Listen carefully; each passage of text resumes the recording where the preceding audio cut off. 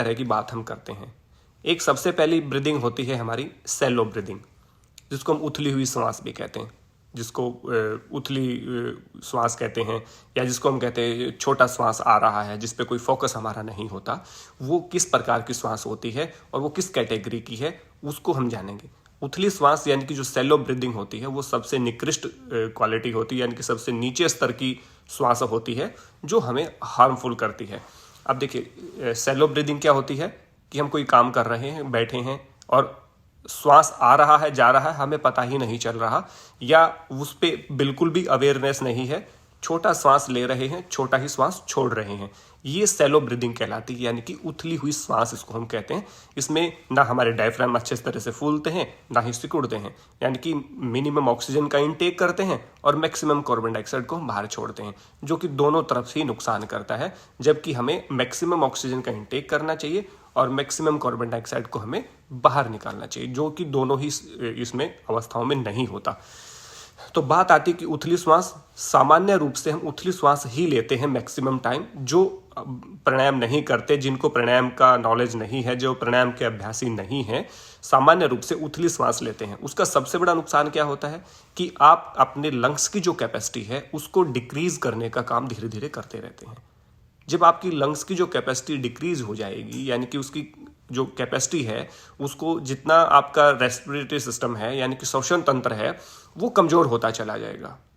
अब श्वसन तंत्र के कमजोर होने से क्या होगा, आपका सर्कुलेटरी सिस्टम यानी कि जो परिवहन तंत्र है, आपको जो आपकी बॉडी में एनर्जी को, ब्लड को, ऑक्सीजन को ये जो सप्लाई करता है वो प्रभावित होगा। और वो यदि प्रभावित हो गया तो फिर आपकी बॉडी में वीकनेस आना शुरू हो जाएगी।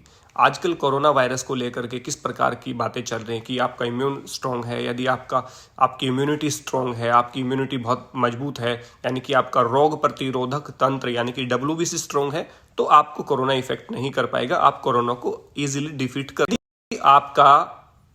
आपका WBC स्ट्रॉन्ग नहीं है, यानी कि आपका इम्यूनिटी आपकी स्ट्रॉन्ग नहीं है, तो आप ये मान के चलें कि आपका जो इम्यूनिटी है, आपका प्राण स्ट्रॉन्ग नहीं, आपकी इम्यूनिटी स्ट्रॉन्ग नहीं है, तो कोई भी रोग आसानी से आपको घेर लेता है, या आप किसी भी रोग का आसानी से शिकार हो सकते हैं।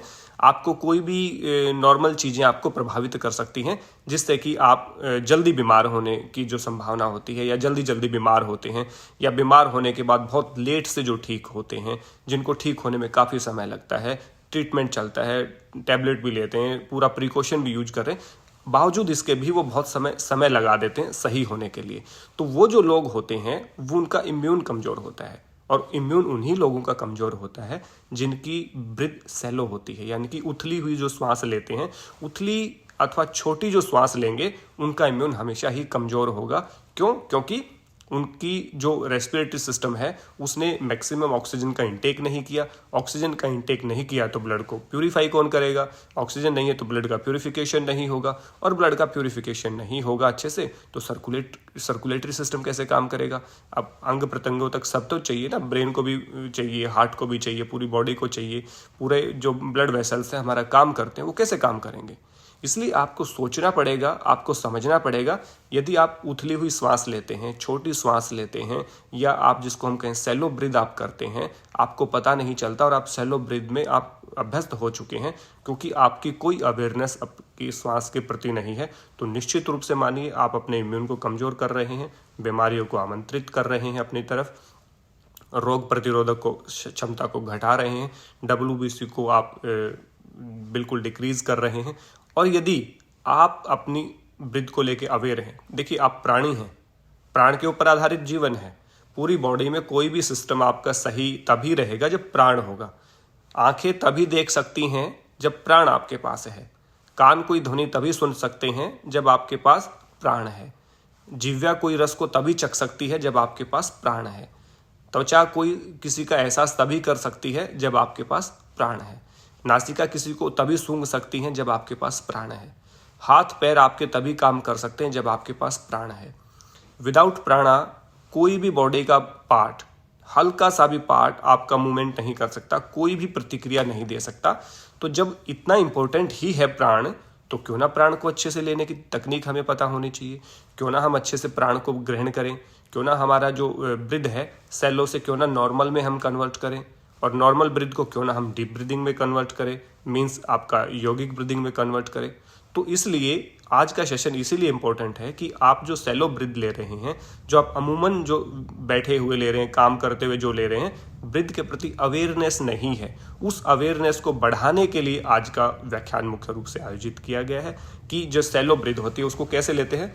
हम पता ही नहीं चल रहा श्वास कितना आ रहा है, कितना। मान लीजिए हमें 100 सीसी की हमारे को नीड है एक ब्रीथ में ऑक्सीजन की, और हम यदि सैलो ब्रीथ कर रहे हैं तो 40 सीसी हम ले रहे हैं, 40 सीसी, तो 60 का जो गैप रह गया वो पूरी बॉडी में कैसे पूरा करेंगे आप। गाड़ी को चलने के लिए आपको 100 किलोमीटर चलना है। 100 किलोमीटर चलने के लिए आपकी गाड़ी को 10 लीटर पेट्रोल चाहिए और आप 4 लीटर पेट्रोल डाल रहे हैं, तो 100 किलोमीटर कैसे आपकी गाड़ी रन करेगी। तो 100 किलोमीटर आपको रन करवाना है, गाड़ी को चलाना है, तो आपको प्रॉपर पेट्रोल लेना पड़ेगा। आपका पेट्रोल क्या है? आपका प्राण ही आपका पेट्रोल है, आपकी ऊर्जा है। यदि प्राण ऑक्सीजन सही आएगी तो वो ब्लड को प्यूरिफाई करेगी, ब्लड प्यूरिफाई होगा तो वो ऑक्सीजनेटेड जो ब्लड है वो पूरी बॉडी में जाएगा, तो अच्छे से काम करेगा बॉडी, और WBC भी तभी बढ़ेगा। तो लेकिन जब आप अच्छे से ब्रीथ ले ही नहीं रहे तो सैलो ब्रीथ से आपका जो इंजन है, आपकी जो गाड़ी है, शरीर रूपी जो गाड़ी है, वो सही से काम नहीं कर पाएगी। इसके बाद हम बात करते हैं जो नॉर्मल ब्रीथ होता है। नॉर्मल ब्रीथ कैसे होता है, उसमें हम थोड़ा सा अवेयर होते हैं, यानी कि सैलो से आगे वाली स्टेज ये होती है। जब नॉर्मल ब्रीथ होता है तो छाती भी फूलती है और पेट भी थोड़ा सा हमारा फूलता है, यानी कि ब्रीथ अब्डोमिनल ब्रीदिंग भी होती है और आपकी थोरेसिक ब्रीदिंग भी होती है। उसको हम नॉर्मल ब्रीदिंग कहते हैं। जैसे कई बार आप देखा होगा, आप बैठे थोड़े से सचेत हैं, सावधान हैं, कमर गर्दन सीधी है, तो आपकी छाती के साथ पेट भी फूल रहा है। यदि छाती के साथ पेट भी फूल रहा है इनहेल करते हुए, that's mean you are taking normal breathing. आप नॉर्मल ब्रीथ को ले रहे हैं यदि आपका पेट और छाती दोनों फूल रहे हैं सैलो से ज़्यादा। तो यदि आप सैलो ब्रीदिंग के अभ्यासी हैं, आपको अपनी ब्रीथ का अवेयरनेस नहीं है, तो आपको सैलो से अपने आप को कन्वर्ट करना है नॉर्मल ब्रीदिंग में, जिसको थोरेसिक ब्रीदिंग भी आप कह सकते हैं, अब्डोमिनल ब्रीदिंग भी आप कह सकते हैं। अलग अलग स्कूल अलग अलग इस बात को लेते हैं कि अब्डोमिनल ब्रीदिंग है, ये थोरेसिक है। थोरेसिक यानी कि पूरी छाती में श्वास लेना थोरेसिक कहलाता है। कैल्विकुलर होता है, कंधे भी साथ में उठते हैं, उसको हम कैल्विकुलर कहते हैं। आपका अब्डोमिनल कहते हैं केवल पेट में ही श्वसन लेते हैं, तो लेकिन पेट में जाएगा तो छाती में तो अवश्य जाएगा श्वास, तो उसको हम अब्डोमिनल ब्रीदिंग कहते हैं। तो यहाँ पे हम इन सारी अलग अलग कैटेगरीज की बात ना करके, क्योंकि इसमें थोड़ा सा डिस्प्यूट है, अलग अलग स्कूल की अलग अलग मान्यताएं हैं, जितने भी योगा स्कूल हैं या मेडिकल जो कॉलेजेस हैं उनकी अलग अलग परिभाषा, अलग अलग नाम इसमें है। तो उस कंट्रोवर्सी में ना जाकर के मुख्य रूप से 3 श्वास के ऊपर हम बात कर रहे हैं। तो नॉर्मल जो ब्रीदिंग होती है उसमें हम इनहेल करते हैं और एक्सेल करते हैं नॉर्मल तरीके से, यानी कि वो सैलो से अच्छी है लेकिन वो यौगिक ब्रीदिंग से कम है। यानी कि आपको उतना ही आप ले रहे हैं, कई बार आप पूरा श्वास ले पाते हैं, इनटेक सही होता है, कई बार कम होता है। तो कम होगा तो आपको वो फायदा नहीं मिलेगा, कंप्लीट है तो आपकी बॉडी को नरिशमेंट अच्छे से मिलता रहेगा, WBC आपका बढ़ता रहेगा। ये हो गया नॉर्मल और आपका सैलो ब्रीथ। अब बात करते हैं सबसे इंपॉर्टेंट जो ब्रीदिंग है वो है हमारी यौगिक ब्रीदिंग। इसको डीप ब्रीदिंग भी कहा है, इसको यौगिक ब्रीदिंग भी कहा है। अब इसको कैसे करते हैं हम जानते हैं।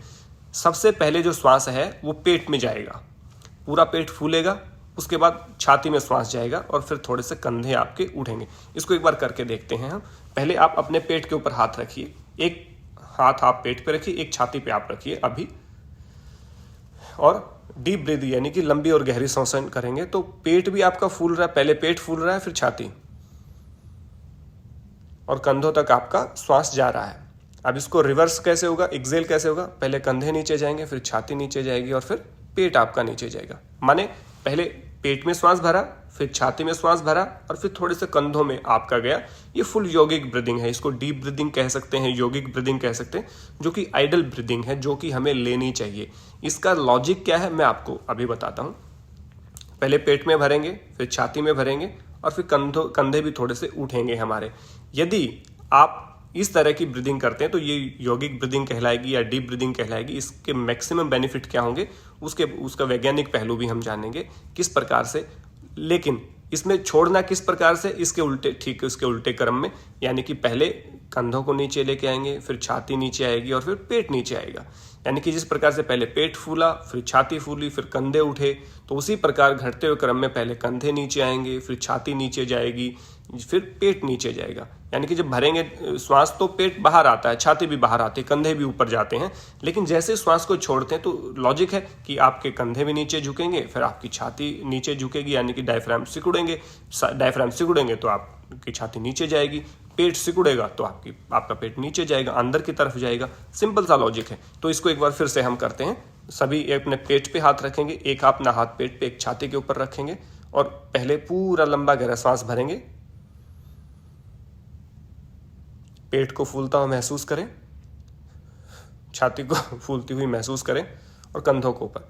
उसके बाद छोड़ते हुए पहले कंधे थोड़े से नीचे, फिर छाती को निकालेंगे और उसका श्वास निकालेंगे और फिर पेट का श्वास आप निकालेंगे। इस प्रकार से अभी 2 से 3 राउंड आप एक बार मेरे साथ करेंगे, महसूस करेंगे। आप इसको कई बार कैसे महसूस करते हैं, जब आप शवासन कर रहे होते हैं, योग निद्रा का आप अभ्यास कर रहे हैं, तो आप इसको फील करते हैं। कैसे फील करेंगे, योग निद्रा आप करते हैं या शवासन, आप लेट कर भी इसका अभ्यास कर सकते हैं। अभी भी आप लेट करके इसका अभ्यास कर सकते हैं। सीधे लेट जाइए, सीधे लेट करके एक हाथ को पेट के ऊपर रखिए, एक को छाती के ऊपर रखिए और बिल्कुल फील किए, वॉचिंग योर ब्रीथ, पूरी अवेयरनेस के साथ अपने ब्रीथ को देखिए कि किस प्रकार से वो अपना काम कर रहा है शरीर में। तो जब फ्रीली आप ब्रीथ को भरते हैं तो पेट आपका ऊपर आता है, फूलता है, साथ में फिर छाती भी फूलती है और कंधे भी थोड़ा सा ऊपर की तरफ उचकते हैं। फिर धीरे धीरे कंधे नीचे बैठेंगे, छाती नीचे बैठेगी और फिर पेट आपका नीचे जाएगा। ये आपका सबसे इंपॉर्टेंट है योगिक ब्रीदिंग, कहें डीप ब्रीदिंग इसको कहें। ये जब आप लेते हैं तो उसका साइंटिफिक लॉजिक क्या होता है मैं आपको बताता हूँ। सबसे पहले आप सब इनटेक के ऊपर फोकस करते हैं कि लंबी गहरी सांस भरिए, लंबी गहरी सांस भरिए, लंबी गहरी सांस भरिए। अभी भरना तो है, छोड़ना भी इंपॉर्टेंट है। यहाँ पे छोड़ने के लॉजिक की हम बात करेंगे। सबसे इंपॉर्टेंट लॉजिक है, आपको समझ आएगा। आपने भर लिया, भरना इंपॉर्टेंट नहीं है। अब देखिए, किसी प्राणायाम को आप उठा लीजिए, एक्सेलेशन पे फोकस होता है, एक्सेल करने पे पूरा फोकस होता है। बाह्य प्राणायाम की बात करें तो कहेंगे फुल एक्सेल करें, यानी कि पूरे श्वास को बाहर निकाल दें।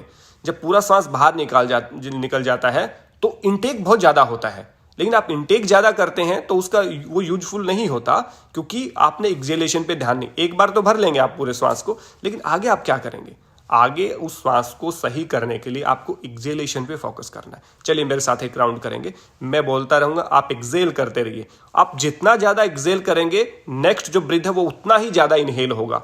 इसलिए फोकस करना है आपको एक्सेलेशन, यानी कि श्वास को छोड़ने पे, यानी कि रेचक पे। रेचक का अर्थ होता है छोड़ना, बाहर छोड़ना, और आपका जो पूरक होता है उसका होता है लेना। हम फोकस कहां करते हैं, लेने पे। यहीं पे हम गलती करते हैं, लेने पे फोकस नहीं करना है। Exhale active and inhale passive. आपका जो एक्सेलेशन है, आपका जो श्वास छोड़ने का जो तरीका, वो एक्टिव होना चाहिए, उस पर पूरी फोकस होना चाहिए, अवेयरनेस आपका होना चाहिए। और जो आपका लेना है वो आप पैसिव छोड़ दीजिए। यदि पैसिव छोड़ देंगे तो अपने आप ही लेंगे। चलिए एक अभ्यास मेरे साथ आप सभी करेंगे मिल करके। मैं एक्सेल बोलूंगा, आपको एक्सेल करते रहना है, ठीक है। मैं पूरा एक लाइन में एक्सेल बोलूंगा। कमर गर्दन सीधी करके बैठ जाइए सभी, पूरा अपने आप को अवेयर करिए और इंस्ट्रक्शन को फॉलो करिए, निर्देश का पालन करिएगा जी।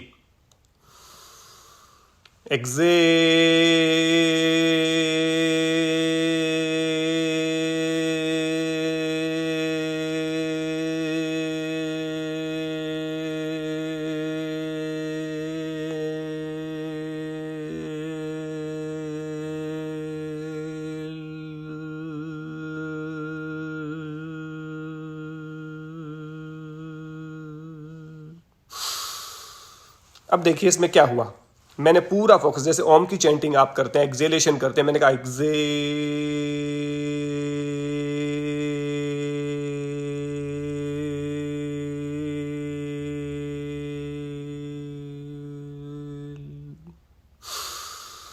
तुरंत मेरे डायफ्राम ने पूरी शक्ति के साथ श्वास भरा।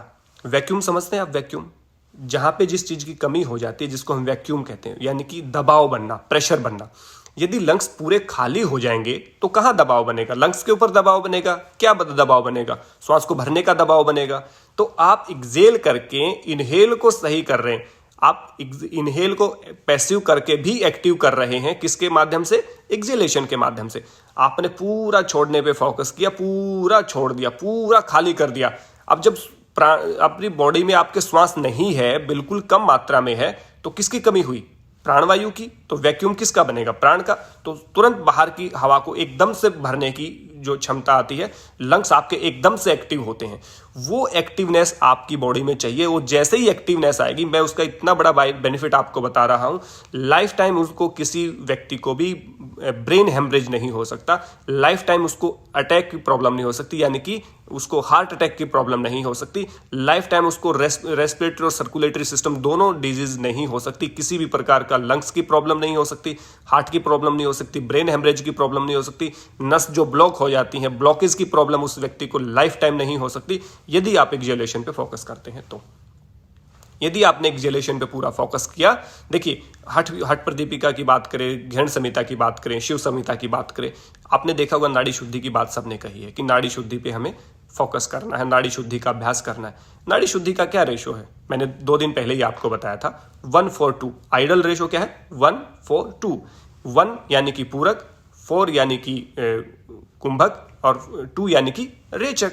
आपको 1:4:2 के अनुपात में, यानी कि 1 यानी कि जितने समय, मान लीजिए 10 सेकंड में मैंने श्वास को भरा है, उस श्वास को कितने सेकंड तक आप रोकेंगे? कितने सेकंड रोकेंगे? 40 सेकंड, यानी कि 4 गुना ज्यादा।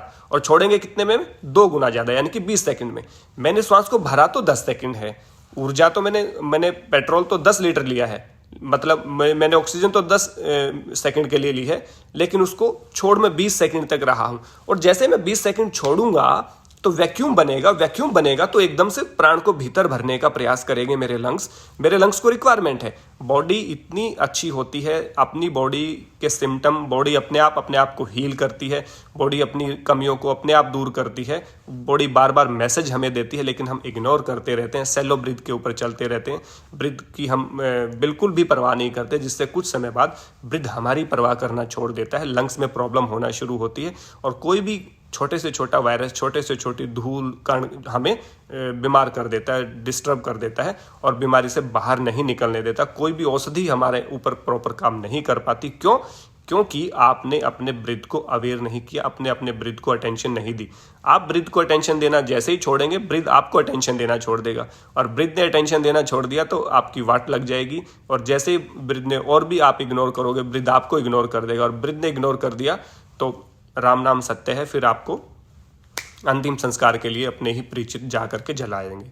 तो यदि आप चाहते हैं कि आप बीमार ना हो, और बीमार गलती से हो भी गए तो जल्दी आप डिफीट कर पाएं उस वायरस को, उस प्रॉब्लम्स को, और जल्दी से स्वस्थ हो जाएं, तो आपको केवल अपने प्राण को स्ट्रॉन्ग करना है। और उसके लिए क्या करना है?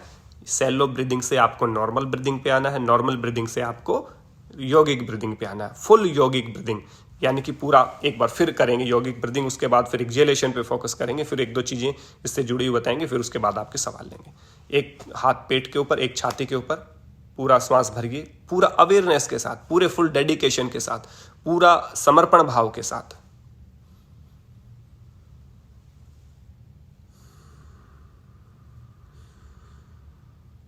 छोड़ने पे फोकस, पूरा पेट फूलेगा पहले, फिर छाती फूलेगी, फिर आपके कंधे ऊपर आएंगे, फिर कंधे नीचे जाएंगे, जैसे एक्सहेल करेंगे वैसे ही छाती आपकी नीचे जाएगी, वैसे ही पेट आपका नीचे जाएगा।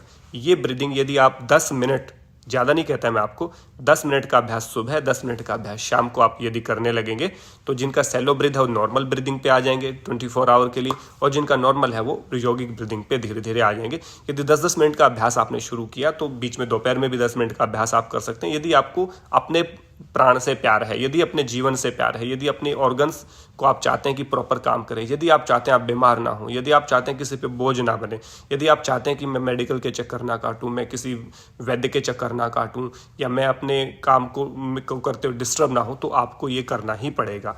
और इसके लिए जो सबसे बड़ा मिथक है कि इनहेलेशन पे फोकस करो, नहीं करना भैया, नहीं करना। एक्सहेलेशन पे फोकस करना है, एक्सहेल करने पे फोकस करना है। यदि इनहेलेशन पे फोकस होता तो हर योग का आचार्य इनहेलेशन पे फोकस करने की बात कहता। आप कपालभाति करते हैं तो क्या करते हैं? कपालभाति में एक्सहेलेशन पे फोकस करते हैं, यानी एक्सहेल पे फोकस करते हैं। एक्सहेल एक्टिव, इनहेल पैसिव होता है, यानी कि केवल श्वास को छोड़ने पे ध्यान रखना, लेने पे नहीं रखना। क्यों? वैक्यूम बनेगा, अपने आप लेगा। यानी कि जो श्वास आपने छोड़ दिया उसकी जो जगह खाली हुई, वो खाली हुई नेचुरल तरीके से उसको भरने का प्रयास करेगा। तो आपको नहीं फोकस करना। इसलिए जब आप एक्सेलेशन पे फोकस करते हैं तो आप अपने प्राण को स्ट्रॉन्ग पाते हैं और ज़्यादा वैक्यूम के साथ एकदम से आपको श्वास भरना पड़ता है। उससे आपकी लंग्स की कैपेसिटी बढ़ेगी, ना ब्रेन हेमरेज कभी होगा, ना ब्लॉकेज कभी होगा, ना हार्ट में प्रॉब्लम कभी होगी, ना आपको रेस्पिरेटरी सिस्टम की कोई डिजीज होगी, ना आपको सर्कुलेटरी सिस्टम की कोई डिजीज होगी। और मान के चलिए रेस्पिरेटरी और सर्कुलेटरी सही है तो बाकी के सारे जितने भी आपके ऑर्गन्स हैं, जितने भी आपके वो तंत्र हैं, वो सारे सुरक्षित रहेंगे, स्वस्थ रहेंगे और उनकी कैपेसिटी बढ़ेगी दिन रात। एक बार फिर मेरे साथ 2 बार एक्सेल करेंगे, 3 बार एक्सेल करेंगे। आप सभी बैठ जाएंगे, फ़ोन को साइड में रख देंगे और 3 बार एक्सेलेशन मेरे साथ करेंगे। मैं जब तक बोलता जाऊं एक्सेल करते जाइए, करते जाइए, करते जाइए। और उसके बाद जो वैक्यूम बनेगा और जो आप एकदम से ब्रीथ को भरेंगे उसको फील करिएगा। और जब इतना फील करते हैं तो देखिए, जिनको पहले ब्लॉकेज लगा हुआ उनके लिए किस प्रकार से फायदेमंद है। मान लीजिए किसी की हार्ट की जो वॉल है वो ब्लॉक लगा हुआ है, ब्रेन में कहीं ब्लॉकेज लगा हुआ है, बॉडी में कहीं क्लॉट बने हुए हैं, गांठें कहीं बनी हुई हैं, तो जो प्राण आप एकदम से भरेंगे, एकदम से वैक्यूम बनेगा तो वो टक्कर जाके मारेगा। टक्कर मारेगा, देखिए पहले ऑक्सीजन जाती है, उसके साथ ब्लड की सप्लाई होती है। तो ऑक्सीजन जितनी स्पीड से टकराएगी, पहले जो ब्लॉकेज है, हार्ट का ब्लॉक है, ब्रेन का ब्लॉक है, कहीं पे और नसों में ब्लॉकेज आपके है, तो उससे ठक से टकराएगी तो आपका ब्लड भी उसके साथ ठक से टकराएगा और वो भी उसको हिट करेगा। तो जो पतली परत बनी हुई है, जो ब्लॉकेज बना हुआ है, उसको इंटरनली तोड़ने का काम करेगा। साइंटिफिक लॉजिक है बिल्कुल। तो इसके साथ साथ आप देखिए, एक बार फिर इसको फील करते हुए देखिए तो आप अपने ब्लॉकेज को मानेंगे। यदि 10 मिनट आप सुबह, दोपहर, शाम को 3 बार अभ्यास करते 30 मिनट, तो आप कितनी बार हिट करेंगे अपने उसको, और हिट करेंगे तो वो आपका जो ब्लॉकेज है वो टूट जाएगा और सर्कुलेटरी यानी कि आपूर्ति आपकी बाधा नहीं बनेगी। यानी कि जो रोड में बीच में डिवाइडर बना था उसको आप तोड़ देंगे तो प्रवाह आपका, यदि कि जैसे नदी का जल होता है वो प्रवाह करता रहता है, उसमें कोई रुकावट नहीं आती तो गंदा नहीं होता, और गंदा नहीं होता क्योंकि प्रवाह होता रहता है। लेकिन जैसे उसको हम रोक देते हैं तभी उसमें गंदगी, सड़ांध आदि उत्पन्न होना शुरू होते हैं। तो चलिए मेरे साथ 3 बार एक्सेल को फोकस करेंगे। श्वास को बाहर छोड़ना है मेरे इंस्ट्रक्शन के साथ। रेडी? कमर गर्दन सीधी, आपकी पूरी फुल डेडिकेशन के साथ, समर्पण भाव के साथ।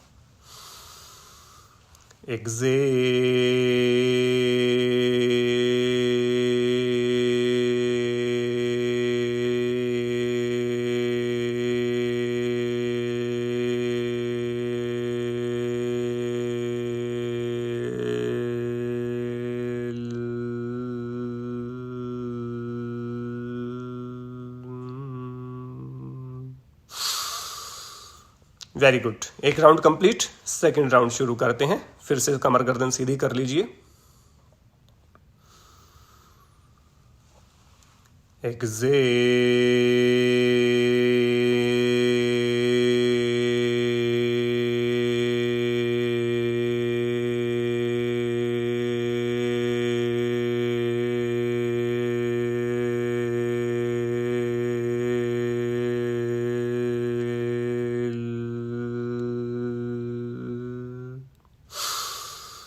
बिल्कुल कमर को बिल्कुल, पेट को बिल्कुल कमर के साथ लगने दीजिए। एक हाथ पेट पे रखिए और एक्सेलेशन को तीसरा राउंड करेंगे। देखिए किस प्रकार आपका पेट अंदर जा रहा है। आपको इंडाइजेशन का प्रॉब्लम, आपको बेली फैट का प्रॉब्लम, कितने जल्दी भाग जाएंगे ना। आपका पेट पतला भी होगा, इंडाइजेशन कभी नहीं होगा, डाइजेस्टिव सिस्टम आपका मजबूत होगा और आपको फील होगा, एक एनर्जी फील होगी। उस एनर्जी को फील करना चाहते फ्री ऑफ कॉस्ट है, कोई इसका पैसा नहीं लगता।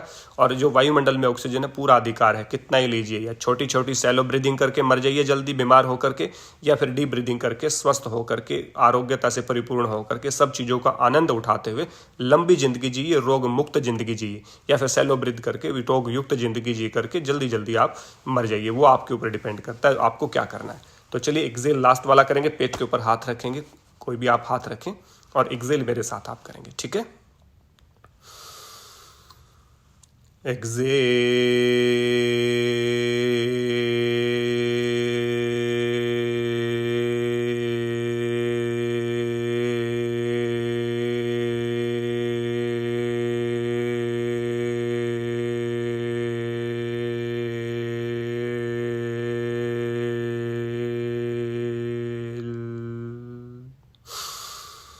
दैट्स वंडरफुल, बहुत बढ़िया। सभी ने किया होगा, आपने, मुझे ऐसी आशा है। तो ये हमने डीप ब्रीदिंग, यानी कि डीप ब्रीदिंग कहें इसको, हम यौगिक ब्रीदिंग कहें, ये हमने की। देखिए आप एक चीज़ को आप देखते हैं, जो हमारा, आपने कई बार देखा होगा, बहुत मंदिर आपने देखे होंगे, खूबसूरत मंदिर देखे होंगे, या खूबसूरत कोई धर्मशाला आपने देखी होगी, कोई भी सुंदर भवन आपने देखा होगा, उसके पत्थर चमकते हुए मिलते हैं। बहुत 50 साल 100 साल पुराना मंदिर भी आपको बहुत अच्छा मिलेगा यदि डेली वहाँ पे सफाई होती है। तो पत्थर से, मार्बल से कोई बिल्डिंग खूबसूरत नहीं बनती, वहाँ पे डेली सफाई हो रही है, ये बहुत इंपॉर्टेंट है। अब देखिए एक कमरा है, आप उस कमरे को बंद कर दीजिए चारों तरफ से, कोई वेंटिलेशन का उसमें आप रास्ता ना छोड़िए, लेकिन कुछ दिन बाद आप उसको खोलेंगे तो क्या होगा, उसमें धूल जमी मिलेगी। आप उसकी टेबल पे, उसकी आप नीचे करेंगे तो उसको टच करेंगे तो आपको धूल जमी मिलेगी, यानी कि वो धूल बैठी हुई है। उस धूल को यदि आपने दूर करना है और डस्ट होगी तो आपके जो लंग्स हैं प्रॉपर काम नहीं करेंगे। ठीक इसी प्रकार लंग्स हमारे हैं, आप उसको यूज करना बंद कर दीजिए, आप उसको बंद कर दीजिए, यानी कि शैलो ब्रीथ में आपका क्या है, लंग्स में धूल कण जमना शुरू हो जाते हैं, जो भारीपन आ जाता है, जिससे कि हमारे जो लंग्स होते हैं प्रॉपर काम नहीं कर पाते। मीन्स हमारा रेस्पिरेटरी सिस्टम एक्टिव नहीं रहता, जिससे सर्कुलेटरी पे भी इफेक्ट पड़ता है, और हम डिफीट नहीं कर पाते किसी भी वायरस को या किसी भी ऐसी बीमारी को। तो उसमें क्या करना है, आप एक कमरे का मैंने उदाहरण दिया, यदि आप डेली कमरे में पोछा लगता है, बड़े से बड़े हॉल में पोछा लगता है, सफाई होती है, दोनों टाइम उसकी सफाई की जाती है, वैक्यूम किया जाता है, तो बिल्कुल चमकता है। ऐसे ही हमारे शरीर को यदि आप चमकाना चाहते हैं, 100 साल बाद भी हमारे शरीर को तरोताज़ा देखना चाहते हैं, तेजस्विता के साथ देखना चाहते हैं, ओजस्विता के साथ देखना चाहते हैं, आरोग्यता के साथ परिपूर्ण आप देखना चाहते हैं, तो आपको अपने ब्रीथ के साथ, यानी कि अपनी लंग्स की सफाई करनी है। अब अब्डोमिनल की बात आप पूछेंगे कि अब्डोमिनल ब्रीदिंग ही क्यों करें। अब्डोमिनल ब्रीदिंग देखिए, जो हमारे लंग्स की कैपेसिटी होती है, ऊपर से थोड़ा सा नैरो होता है, ये जो लंग्स हैं, लंग्स का जो ठीक नीचे का जो भाग है हमारा, ये बहुत चौड़ा होता है। आप यहाँ से देखेंगे ये पूरा हिस्सा यहाँ पे ऐसे बना होता है, तो यहाँ पे ज़्यादा एरिया कवर होता है, यहाँ पे कम एरिया होता है। तो ये जो एरिया होता है, इस तक हमारा प्राण नहीं पहुँच पाता। जो शैलो ब्रीथ होती है, जो उथली हुई ब्रीथ होती है, वो इन एरिया तक नहीं पहुँच पाती, जिससे कि यहाँ पे गंदगी जमा रहती है। लेकिन जैसे ही आप डीप ब्रीथ करते हैं और पेट को आप फुलाते हैं, पेट के फूलने से वो ब्रीथ ऊपर की तरफ, यानी कि लंग्स का जो निचला हिस्सा होता है, जो मैक्सिमम यूज होना चाहिए बट यूजलेस है, वो हमारी शैलो ब्रीदिंग के कारण वो मैक्सिमम यूज होता है। और उसके मैक्सिमम यूज होने से आपके लंग्स प्रॉपर काम करना शुरू करते हैं। तो आपका जो घर है, आपका जो कमरा है, आपका जो हॉल है, आपका हॉल रूपी जो शरीर है, वो सही रूप में काम करेगा। और जैसे वो सही रूप में काम करेगा, आपकी एनर्जी बढ़ेगी, आपका WBC बढ़ेगा, आपकी इम्यूनिटी बढ़ेगी, तो आप किसी भी वायरस को डिफीट कर सकते हैं। आजकल सभी जगह चला कोरोना वायरस, इम्यून कमजोर है, इम्यूनिटी कमजोर है, इम्यूनिटी कमजोर है, कोई पहले से बीमार है। क्यों है? क्योंकि श्वास लेने का तरीका ही नहीं पता हमें। तो श्वास लेते कैसे हैं, श्वास छोड़ते कैसे हैं, श्वास छोड़ने पे कंसंट्रेशन कैसे करना, अवेयरनेस कैसे दिखानी, ये बहुत इंपॉर्टेंट है। यदि आप श्वास लेने पे ज़्यादा फोकस करते हैं और छोड़ने पे फोकस नहीं करते, तो आप गलती कर रहे हैं। आपको छोड़ने पे फोकस करना चाहिए, तभी डीप ब्रीदिंग की, तभी आपका नाड़ी शुद्धि की बात में डबल रेशियो में छोड़ने की बात आई, ताकि आप अच्छे से वैक्यूम बने और अच्छे से श्वास को भरें, यानी कि आपके सारे ब्लॉकेज टूट जाएं। आप देखेंगे बाह्य प्राणायाम में कहा कि मैक्सिमम बाहर छोड़ना है, पूरा श्वास को बाहर निकालना है, ताकि, और बाहर ही रोके रखना, ताकि वैक्यूम बनेगा। जब एकदम से हम खींचेंगे तो लंग्स एकदम से फूलेंगे, जैसे मधुमक्खी का छत्ता होता है वैसे हमारे लंग्स होते हैं। उसको प्रॉपर वर्क करने के लिए, उसको प्रॉपर वर्कआउट के लिए आपको लंग्स को एक्टिव करना ही पड़ेगा। यदि आप लंग्स को एक्टिव नहीं करते तो बाकी के सारे सिस्टम आपके बेकार होंगे, क्योंकि पहला जो सिस्टम है वो रेस्पिरेटरी सिस्टम है। श्वास लेंगे तो अंदर जाएगा श्वास, तो वो अपना काम करेगा सर्कुलेटरी सिस्टम के साथ, डाइजेस्टिव, स्केलेटल, इंडोक्राइन, जितने भी सिस्टम है, नर्वस सिस्टम बाद में काम करेंगे। यदि पहला ही आपका पड़ाव, यानी कि पहला ही कदम यदि कमजोर है, तो बाकी के सारे कदम आपके कमजोर रहेंगे, ये मान करके चलिए। इसलिए छोड़ने पे फोकस करना है, एक्सेलेशन पे फोकस करना है। और यदि ओम चैंटिंग क्यों करवाते हैं, बहुत सारे लोग कहते हैं ओम चैंटिंग का क्या लॉजिक है। ओम एक यूनिवर्सल साउंड है, जिसको हम ओम का उच्चारण करते हुए मैक्सिमम श्वास को बाहर छोड़ते हैं और पेट पे हाथ लगाएंगे तो पेट पूरा सिकुड़ जाएगा, उससे आपको कभी बेली फैट नहीं होगा, कहीं इंडाइजेशन आपको नहीं होगा, आपका जो इनहेल है उसके बाद वो बहुत तेज गति से होगा और आपके ब्लॉकेज को तोड़ने का काम करेगा। ये उसका लॉजिक है। यदि आप लॉजिक के साथ देखेंगे तो एक्सेलेशन पूरा फोकस है। तो आज से आप प्रण लें कि आपको प्रतिदिन आप डीप ब्रीदिंग का अभ्यास करेंगे, चाहे शवासन में लेट करके करें, चाहे ऐसे बैठ करके करें, और फील करें पहले पेट आपका फूल रहा है, फिर छाती आपकी फूल रही, फिर कंधे आपके ऊपर जा रहे हैं, जैसे कंधे नीचे आ रहे हैं, फिर छाती नीचे आ रही है, फिर पेट आपका नीचे आ रहा है। कुछ समय तक आप हाथ लगा करके फील कर सकते हैं। जब आपका अभ्यास हो जाए 10-15 दिन के बाद आपको हाथ लगा के करने की जरूरत नहीं है, केवल आप उसको अवेयरनेस के साथ करते रहें। ये मेरा आप सबसे निवेदन है। आज के व्याख्यान को मैं तभी सार्थक समझूंगा जब आप मैक्सिमम इस व्याख्यान को लोगों तक शेयर करेंगे, इसके बारे में लोगों को जानकारी देंगे, जो आपके परिचित हैं, आपके घर वाले हैं, परिवार वाले हैं, दोस्त हैं, उनको इसका नॉलेज आप देंगे, इसके ऊपर चर्चा आप करेंगे, मैक्सिमम लोगों को ये आप सेंड करेंगे, इसको शेयर करेंगे, ताकि मैक्सिमम लोगों तक ये बात पहुंचे। यदि मेरी बात में कोई कमी है या मैं कोई गलत नॉलेज आपको दे रहा हूं तो मैं अपनी नॉलेज को दुरुस्त करूंगा, और यदि सही है तो सबको लाभ मिलेगा ही मिलेगा। तो इसलिए आपके सुझाव, प्रतिक्रियाएं, आपके कमेंट्स, आपके अनुभव इसलिए इंपॉर्टेंट होते, इसीलिए चर्चा सार्थक हो पाती है आप सबके प्रयास से। इसलिए एक आदमी का अनुभव एक बहुत लिमिटेड होता है, तो उसको बहुत बढ़ाने के लिए बहुत सारे लोगों तक वो विचार पहुंचना चाहिए, ताकि उसके बारे में प्रतिक्रिया आ सके कि आपका विचार सही है कि गलत है, आप जो साइंटिफिक बात कर रहे हैं वो साइंटिफिक है भी कि नहीं है, या मैं वैसे ही हवा में कोई बातें पेल रहा हूं। तो इन बातों का, यदि देखिए कोई बात गलत है तो उसको तुरंत छोड़ देना चाहिए, चाहे मैं कह रहा हूं चाहे आप कह रहे हैं, और सही है तो उसको तुरंत मान लेना चाहिए। कोई रात को उठ के भी सत्य बोले या रात को उठ के भी कहे कि भाई ये सही है ये गलत है, उसको सही को मान लेना चाहिए, गलत को छोड़ देना चाहिए। इसमें अहम नहीं रखना चाहिए कि नहीं उसकी बात में क्यों मानूं, उसने कैसे कह दिया, ऐसा कभी भी अहम अपने अंदर नहीं रखना चाहिए हमें। इसलिए आज हमारी जो मुख्य चर्चा रही, सैलो ब्रीथ यानी कि उथली हुई यानी कि छोटी श्वास, नॉर्मल ब्रीथ यानी कि छाती और पेट का जो नॉर्मल श्वसन होता है थोड़ा सा अवेयरनेस के साथ हम लेते हैं, और उसके साथ हमने डीप ब्रीदिंग यानी कि यौगिक ब्रीदिंग की बात हमने की, 3 ब्रीदिंग की बात की। हमें येलो सैलो को छोड़ना है, उसके बाद हमें किस पे आना है, नॉर्मल ब्रीदिंग पे, नॉर्मल ब्रीदिंग के साथ फिर हमें यौगिक ब्रीदिंग के ऊपर आ जाना। और इसका अभ्यास दिन में 3 बार भी आप करेंगे तो बड़ा मजा आएगा आपको, आप अपने आप को तरोताजा महसूस करेंगे, आपकी इम्यूनिटी बहुत स्ट्रांग हो जाएगी, आपका WBC बहुत बढ़ेगा, और आपको रोग प्रतिरोधक जो तंत्र है वो बहुत बढ़ जाएगा, यानी कि आप रोगों से लड़ने की क्षमता आप में आएगी। तो फिर कोई वायरस आए, कुछ आए, आप उसको अच्छे से डिफीट कर सकते हैं। आपका डिफेंस सिस्टम यानी कि आपके अंदर की सेना जो है, आपके जो सेना है, जो सैनिक हैं, वो बहुत मजबूत हो जाएंगे, संख्या में ज़्यादा हो जाएंगे, तो अच्छे से लड़ाई करेंगे दुश्मन के खिलाफ, यानी कि जो भी नेगेटिव अप्रोच आपके अंदर आती है उसको। तो आज के व्याख्यान का यही मेरा उद्देश्य है कि आप मैक्सिमम लोगों को शेयर करिए, मैक्सिमम लोगों को इसके बारे में बताइए, मैक्सिमम लोगों की प्रतिक्रियाएं, सुझाव और आप अनुभव इसके साथ बांटिए, ताकि इसको हम और अच्छा इस कार्यक्रम को हम बना सकें। और दूसरा, इस व्याख्यान को मैं आज ही YouTube पे भी अपलोड कर दूंगा, जो मेरा YouTube चैनल है डॉक्टर सोमवीर आर्य, आप उसको भी सब्सक्राइब कर लीजिए। मेरे सारे वीडियोज में आजकल योग दर्शन की सीरीज बना रहा हूं, जिसमें प्रत्येक एक सूत्र को मैं एक व्याख्यान के माध्यम से बता रहा हूं। और विभूति पाद में हम आ चुके हैं, तो पूरा हमने समाधि पाद, फिर पूरा साधन पाद और विभूति पाद के भी हम 43वें सूत्र में आ रखे हैं। उसके बाद हम कैवल्य पाद को भी ऐसे ही परिभाषित करेंगे। ठीक हठ प्रदीपिका का हमने उसमें वर्णन किया है पूरा। उसके बाद हमने, उससे पहले हमने योग बीज को भी ऐसे ही बताया है, और भी बहुत सारे उपयोगी लेक्चर हैं जितने हमने YouTube पे इस पे लेक्चर दिए, वो भी सारे आपको मिलेंगे। तो मेरा पूरा एक अकाउंट है डॉक्टर सोमवीर आर्य के नाम से, उस चैनल को भी आप जरूर सब्सक्राइब करें, ताकि आप ज़्यादा से ज़्यादा लोगों तक ये बात पहुंच सके और सारी अवेयरनेस आपको मिले। बेल आइकन प्रेस करेंगे तो आपको सारी नोटिफिकेशन भी मिल जाएगी, क्योंकि सप्ताह में 2 दिन हम YouTube पे भी लाइव आते हैं, तो वहाँ भी आप हमारे को सुन सकते हैं, अपनी प्रतिक्रियाएं हमारे साथ साझा कर सकते हैं। तो इसी आशा और विश्वास के साथ कि आप इसको गहनता से इसका अध्ययन करेंगे, इसका पालन करेंगे और अपने जीवन में अपने इम्यूनिटी को स्ट्रॉन्ग करने का प्रयास करेंगे। इसीलिए मैंने थोड़े से एग्जाम्पल आपको दिए कि किस प्रकार से सैलो ब्रीदिंग आपके लिए नुकसान है, दायक है, उसके बाद नॉर्मल ब्रीदिंग कम लाभदायक है, लेकिन उसके बाद डीप ब्रीदिंग की बात मैंने की।